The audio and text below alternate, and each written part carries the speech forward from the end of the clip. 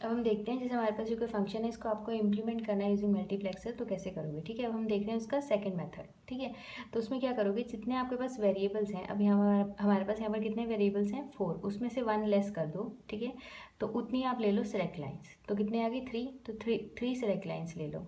तो वो वाला मल्टीप्लेक्सर यूज़ करो जिसमें 3 सेलेक्ट लाइन्स होंगी। ठीक है, तो m की वैल्यू क्या होगी हमारे पास 3, तो हमारे पास होता है फॉर्मूला 2m = n।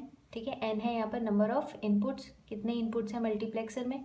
ठीक है, m है सेलेक्ट लाइंस, तो 2 हो जाएगा हमारे पास 8, तो n की वैल्यू क्या आ गई 8, तो कौन सा मल्टीप्लेक्सर यूज़ करोगे 8:1 मल्टीप्लेक्सर। ठीक है, तो ये वाला मल्टीप्लेक्सर इम्प्लीमेंट करेंगे हम। तो उसके लिए पहले आप फंक्शन, जो ये हमारा फंक्शन है इसका बना लो ट्रूथ टेबल। ठीक है, तो ये हो गया हमारे पास ट्रूथ टेबल इसका। तो ये 4 वेरिएबल्स हैं। ठीक है, ये फंक्शन है हमारे पास, मतलब ये मिन टर्म प्रेजेंट है, इसके लिए आउटपुट क्या होगा हाई होगा। ठीक है, तो ये 4 वेरिएबल्स हो गए। ठीक है, ये अब इन 4 वेरिएबल्स की 16 पॉसिबिलिटीज़ होंगी, 2 = 4 = 16, तो इतनी 16 वैल्यूज़ होंगी इनकी। ठीक है, 16 पॉसिबिलिटीज़ होंगी। तो फर्स्ट जब इनकी वैल्यू 0 0 0 होगी तो आउटपुट पे हमें 1 मिलेगा, इसे हमें डेसिमल में लिख लिया। ठीक है, तो ये नंबर, तो ये वाली मिन टर्म्स हमारे पास प्रेजेंट है, तो 0 के लिए आउटपुट क्या होगा हाई। तो यहाँ पर देखो 0 के लिए आउटपुट क्या है हाई, ऐसी 2 के लिए हाई होगा, तो 2 के लिए आउटपुट है हाई, 3 के लिए आउटपुट हाई है। तो आप ऐसे ट्रूथ टेबल बना लोगे इस फंक्शन के लिए कि ये फंक्शन कैसे वर्क कर रहा है। ठीक है, अब हमने मल्टीप्लेक्सर कौन सा यूज़ करना है यहाँ पर 8:1। ठीक है, तो आप 8:1 मल्टीप्लेक्सर बना लो, इसमें 8 इनपुट हो गए और सिंगल आउटपुट y। 1 2 3 4 5 6 7 8। ठीक है, 8 इनपुट देने हमें I0 I1 I2 I3 I4 I5 I6 I7। ठीक है, 8:1 मल्टीप्लेक्सर हो गया, इसके सेलेक्ट लाइन्स होंगी 3। ठीक है, S0 S1 S2। ठीक है, अब ये हमारे पास ये मल्टीप्लेक्सर है। अब इसका हम देखते हैं फंक्शन टेबल। ठीक है, तो ये हमारे पास इसका फंक्शन टेबल। तो जब S2 S1 S0 की वैल्यू 0 0 0 होगी, अब यहाँ पर हमारे पास थ्री वेरिएबल्स हैं, 2 कितना होता है 8, तो 8 पॉसिबिलिटीज़ होंगी इन वेरिएबल्स की। ठीक है, इन सेलेक्ट लाइन्स की, तो ये पॉसिबिलिटीज़ होगी। तो फर्स्ट पॉसिबिलिटी के लिए जब इनकी वैल्यू 0 0 0 होगी तो आउटपुट पे हमें मिलेगा I0। ठीक है, ऐसी जब 0 0 0 1 होगी तो आउटपुट पे मिलेगा हमें I1। ठीक है, ऐसी I2 I3 I4 I5, ये हम बना रहे हैं फंक्शन टेबल फॉर मल्टीप्लेक्सर। ठीक है, तो ये फंक्शन टेबल होगा 8:1 मल्टीप्लेक्सर का है। ठीक है, तो जब ये इनपुट होगा तो हमें आउटपुट पे I0 की वैल्यू मिलेगी, I0 पे जो वैल्यू होगी। ठीक है, इट मीन्स ये हमारे पास मल्टीप्लेक्सर है। जब यहाँ पर हमारी 0 0 0 वैल्यूज़ होंगी, ठीक है, तीनों इसकी वैल्यू जब ये 0 0 होगी आउटपुट पे हमें I0 मिलेगा, मतलब I0 कनेक्ट हो जाएगा आउटपुट से, ये वाला इनपुट कनेक्ट हो जाएगा आउटपुट पे, तो आउटपुट पे हमें मिल जाएगा I0। ठीक है, अब हम कैसे इम्प्लीमेंट करेंगे फंक्शन को इस मल्टीप्लेक्सर पे।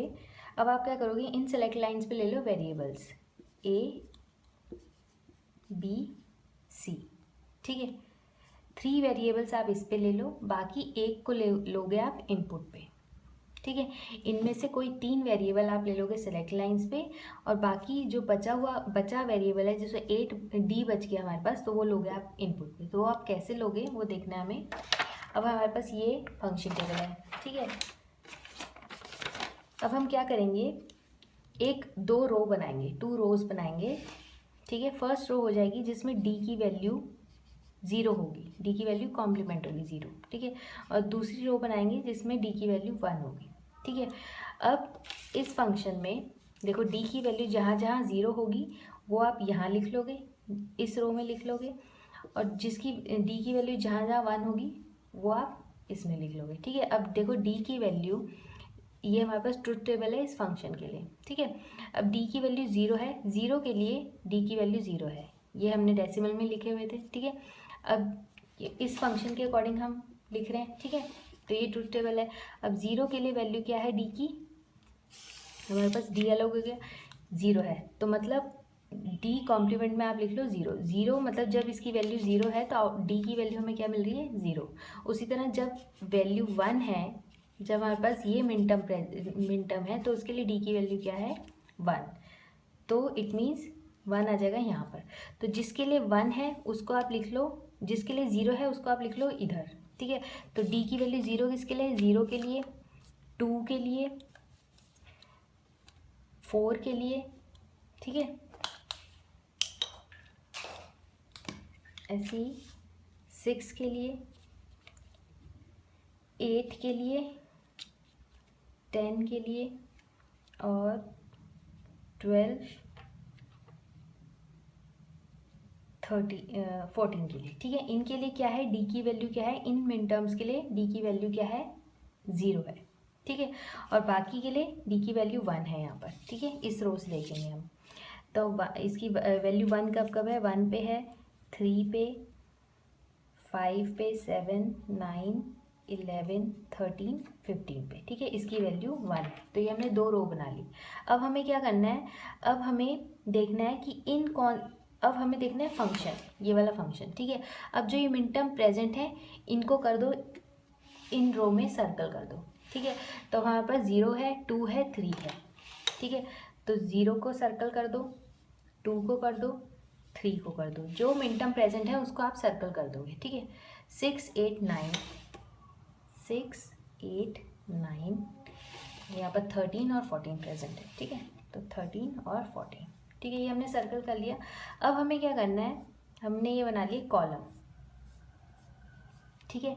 ये हो गया कॉलम 1, 2, ऐसे ऐसे लिख लो, कॉलम 1, 2, 3, 4, 5, 6, 7, 8, आपके पास 8 कॉलम्स आ गए, ठीक है। अब फर्स्ट कॉलम की वैल्यू जाएगी I0 पे, ठीक है। सेकंड की जाएगी I1 पे, थर्ड की I2 पे, फोर्थ की I3, I4, I5, I6, I7 पे, ऐसे, ठीक है। जो इस कॉलम से वैल्यू आएगी वो हम I0 पे देंगे, जो इससे आएगी I1 पे, ऐसी इन इनपुट्स पे हम इसके अकॉर्डिंग वैल्यूज़ देंगे, ठीक है।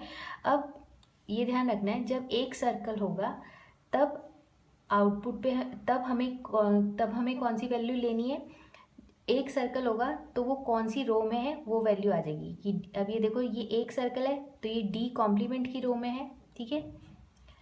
तो हम वैल्यू क्या लेंगे, डी कॉम्प्लीमेंट। अगर यही सर्कल नीचे होता तो हम डी लेते, ठीक है। जैसे इस रो में यहाँ पर सिंगल सर्कल है तो हम यहाँ पर क्या वैल्यू लेंगे, डी, ठीक है। अगर सिंगल सर्कल होगा तो हम उस रो की जो वैल्यू होगी वो लेंगे कि डी की कौन सी वैल्यू है उसमें, ठीक है। अगर 2 सर्कल होंगे तो हम वैल्यू लेंगे 1, अगर एक भी सर्कल नहीं होगा तो हम वैल्यू लेंगे 0, ठीक है। ये ध्यान रखना है। अब क्या करना है, देखो, अब इस कॉलम को देखो, अब इसमें एक सर्कल है तो ये कौन सी रो में है, डी कॉम्प्लीमेंट की रो में, तो हमें I0 पे कौन सी वैल्यू दोगे, I0 पे हमारे पे आ जाएगा डी का कॉम्प्लीमेंट, ठीक है। I0 पे कौन सा इनपुट दोगे, डी कॉम्प्लीमेंट। ऐसी सेकंड रो देखोगे तो सेकंड रो में देखो 2 सर्कल हैं तो हम आउटपुट पे क्या लेंगे, तो यहाँ पर क्या वैल्यू आ जाएगी 1, ठीक है। यहाँ की डी कॉम्प्लीमेंट।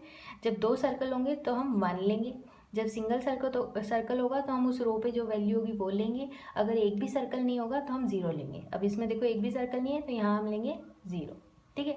अब सिंगल सर्कल है तो कौन सी रो में, डी कॉम्प्लीमेंट की, तो यहाँ आ जाएगा डी का कॉम्प्लीमेंट, ठीक है। अब ये 2 सर्कल हैं तो मीन्स 1, हम I4 पे क्या देंगे 1। ऐसी कोई भी सर्कल नहीं है तो 0। अब एक सर्कल है, ये कौन सी रो में है, डी की, तो यहाँ देंगे हम डी। अब एक सर्कल है तो इस रो में है तो डी कॉम्प्लीमेंट, ठीक है। ये समझ आ गया कि हमें इनपुट्स पे ये वैल्यू देनी है, ठीक है। अब देखो, अब हम यहाँ पर ये मल्टीप्लेक्सर है हमारे पास, यहाँ बना लो डी इनपुट, डी का इनपुट हमें इस रो पे मिल रहा है, इस लाइन पे मिल रहा है, और डी का कॉम्प्लीमेंट मिल रहा है हमें इस लाइन पे, ठीक है। यहाँ मिल रहा है डी कॉम्प्लीमेंट, ठीक है। और अब हम एक रो बना लेंगे जहाँ पर हमें मिल रहा है 0, और एक बना लेंगे 1 जहाँ पर हमें मिल रहा है लॉजिक 1, ठीक है। अब हमें इन इनपुट्स को कनेक्ट करना है इन लाइन से, ठीक है। तो फर्स्ट I0 को हमें किससे कनेक्ट करना है, देखो I0 पे हमें कौन सी वैल्यू देनी है, डी का कॉम्प्लीमेंट, तो डी के कॉम्प्लीमेंट से इसे कनेक्ट कर दो, यहाँ से हमें डी कॉम्प्लीमेंट मिल रहा है, यहाँ पर कनेक्ट हो जाएगा, ठीक है। अब I1 पे हमें कौन सी वैल्यू देनी है, 1, ठीक है। तो I1 को कनेक्ट कर दो 1 से, ठीक है। उसी तरह अब I2 पे हमें देनी है वैल्यू 0, ठीक है। तो अब I2 को कनेक्ट कर दो 0 पे, ठीक है। ऐसी I3 को कनेक्ट कर दोगे आप D के कॉम्प्लीमेंट पे, ठीक है। I4 को कनेक्ट कर दोगे 1 से, ठीक है। और ऐसी अब I5 को कनेक्ट करना है 0 से, I6 को D से और I1 को D के कॉम्प्लीमेंट से, ठीक है। तो आप कनेक्ट कर दोगे, I5 को कनेक्ट करना है 0 से, तो 0 हमें यहाँ मिल रहा है, ठीक है। तो I5 को कनेक्ट कर दिया हमने 0 से। अब I6 को कनेक्ट करना है D से, तो D हमें यहाँ से मिल रहा है, तो I6 को हमने D से कनेक्ट कर दिया, ठीक है। I7 को कनेक्ट करना है हमें D के कॉम्प्लीमेंट से, तो यहाँ D का कॉम्प्लीमेंट आ रहा था, तो हमने यहाँ से इसे कनेक्ट कर दिया, ठीक है। तो इस तरीके से आपको इनपुट देने हैं इनपुट्स पे, ठीक है, मल्टीप्लेक्सर के इनपुट्स पे, ठीक है। अब ये मल्टीप्लेक्सर कैसे वर्क करेगा, देखो ये इसके पास इसकी सेलेक्ट लाइन्स हो गई, ठीक है। यहाँ पर हमने दे रखा है इनपुट ABC, ठीक है। अब हमें देखो इसका फंक्शन टेबल क्या होगा, ये है इसका फंक्शन टेबल। जब इसकी ये वैल्यू होगी तो आउटपुट पे हमें I0 मिलेगा, ठीक है। अब हम देखते हैं truth table for this function, ठीक है। अब जब इन ABCD चारों की वैल्यू 0 होगी तब आउटपुट पे हमें 1 मिलना चाहिए, ठीक है। अब हमें जब इसकी वैल्यू 0 0 0 होगी, यहाँ पर ABC हमने सेलेक्ट लाइन्स पे दे रखा है, ठीक है। तो ये देखो जब ये अब हमने यहाँ पर दे रखा है ABC की वैल्यू, ठीक है। जब ABC की वैल्यू 0 0 0 है आउटपुट पे हमें I0 मिल रहा है, ठीक है। तो अब जब ये 0 0 है तीनों की वैल्यू, तो D की वैल्यू क्या है, अब यहाँ पर दो केस हो सकते हैं, ठीक है। एक ये जब ABC की वैल्यू 0 है इन दोनों में, लेकिन D की वैल्यू एक बार 0 है एक बारी 1 है, ठीक है। तो जब 0 होगी D की वैल्यू तो हमें यहाँ पर I0 पे क्या मिल रहा है, D का कॉम्प्लीमेंट, तो हमें आउटपुट पे क्या मिलेगा 1। तो यहाँ पर 0, यहाँ पर इसके पास 0 आ गया, यहाँ पर D की वैल्यू 0 आ गई थी, ठीक है। अब ये कॉम्प्लीमेंट पे वैल्यू क्या है 1, तो ये 1 से कनेक्ट हो गया, तो I0 हो जाएगा हमारा आउटपुट से कनेक्ट, तो हमें आउटपुट पे क्या मिल जाएगा 1, ठीक है। इट मीन्स जब ABCD की चारों की वैल्यू 0 होगी आउटपुट पे हमें क्या मिलेगा 1। उसी तरह जब ABC की वैल्यू 0 होगी तब भी देखो उस केस में जब ABC की वैल्यू 0 होगी तो आउटपुट पे हमें I0 मिल रहा है, ठीक है। तो I0 ही कनेक्ट होगा इससे, ठीक है। लेकिन इस केस में D की वैल्यू क्या है 1, तो D की वैल्यू यहाँ पर क्या हो जाएगी 1 और यहाँ पर D कॉम्प्लीमेंट मीन्स 0, तो 0 कनेक्ट है इससे, यहाँ 0 आ जाएगा, तो आउटपुट में हमें क्या मिल जाएगा 0, ठीक है। तो जब ABCD की वैल्यू 0 0 0 1 होगी तो आउटपुट पे हमें 0 मिल जाएगा। इस तरीके से आप एक फंक्शन इम्प्लीमेंट कर सकते हो यूजिंग मल्टीप्लेक्सर।